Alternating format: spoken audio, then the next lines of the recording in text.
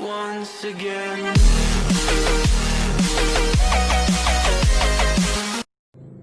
Assalamualaikum warahmatullahi wabarakatuh. Kembali lagi dengan saya Siti Raufiqatul Hasanah, NIM E 2019-2172. Saya Prodi Ekonomi Syariah 4, Fakultas Ekonomi dan Bisnis Islam. Di sini saya akan menjelaskan kembali apa yang sudah dijelaskan oleh dosen saya, yaitu Bapak Abdul Wadud, di mana beliau sudah menjelaskan tentang konsep dasar pendapatan nasional.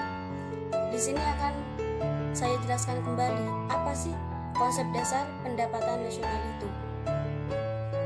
Baik, di sini saya akan menjelaskan tentang konsep dasar pendapatan nasional. Pertama, saya akan menjelaskan apa sih pendapatan nasional itu.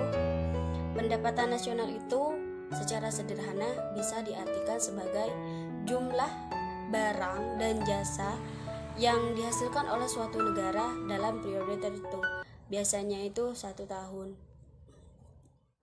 Konsep pendapatan nasional sendiri dibagi menjadi 6, yaitu yang pertama GDP, yang berarti produk domestik bruto, dan yang kedua yaitu GNP, produk nasional bruto, dan yang ketiga NNP, yang berarti produk nasional neto, dan yang keempat NNI, yang berarti pendapatan nasional neto, dan yang kelima yaitu PI, pendapatan perseorangan, dan yang terakhir atau yang keenam itu pendapatan yang siap dibelanjakan. Di sini saya akan menjelaskan satu-satu dari konsep pendapatan nasional tersebut. Yang pertama yaitu produk domestik bruto atau disebut dengan GDP.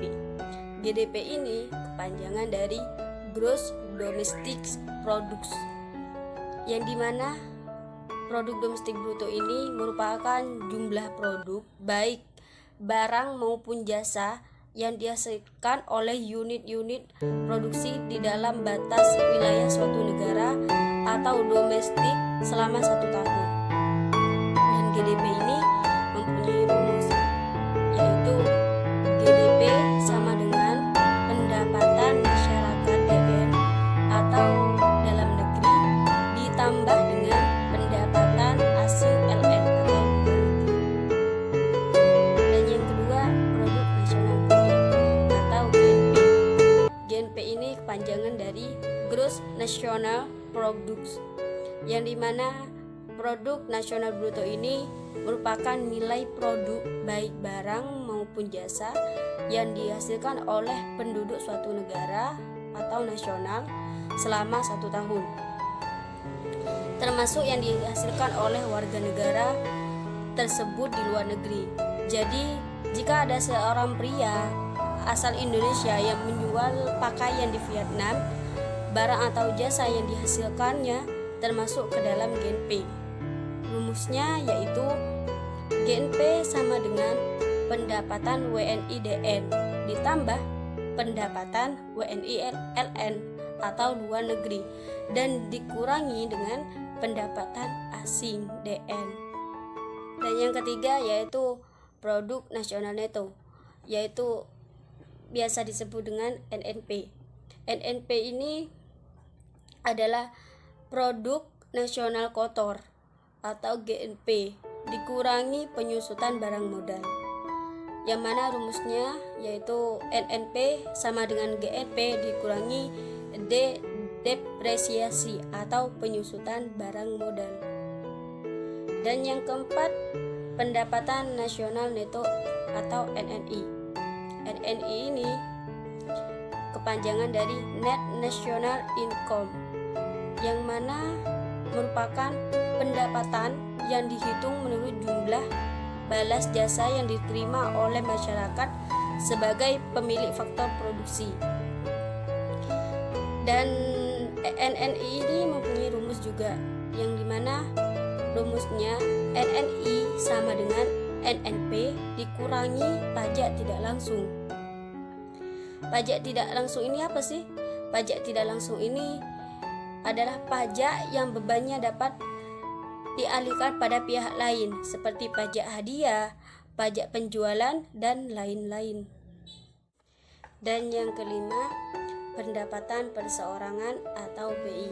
PI ini kepanjangan dari personal income, di mana personal income ini merupakan jumlah pendapatan yang diterima oleh setiap orang dalam masyarakat, termasuk pendapatan yang diperoleh tanpa melakukan kegiatan apapun.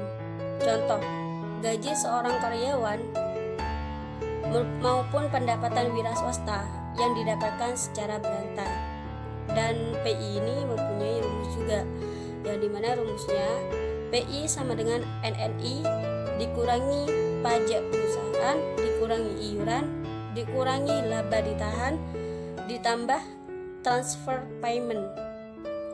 Transfer payment ini yaitu penerimaan yang bukan merupakan balas jasa produksi, melainkan diambil sebagian dari pendapatan nasional tahun lalu, seperti pembayaran dana pensiunan, tunjangan pengangguran, dan sebagainya. Dan yang terakhir, pendapatan yang siap dibelanjakan. Maksudnya yaitu pendapatan yang siap dibelanjakan ini memiliki nama lain, disposable income. Pendapatan ini adalah pendapatan yang siap untuk dimanfaatkan guna membeli barang dan jasa konsumsi, dan selebihnya menjadi tabungan yang disalurkan menjadi investasi. Ada rumusnya juga, yaitu DI sama dengan PI dikurangi pajak langsung. Pajak langsung ini merupakan pajak yang bebannya tidak dapat dialihkan kepada pihak lain, seperti pajak pendapatan. Mungkin hanya ini saja yang bisa saya sampaikan. Kurang lebihnya saya mohon maaf. Semoga apa yang saya jelaskan bermanfaat untuk kalian semua. Wassalamualaikum warahmatullahi wabarakatuh.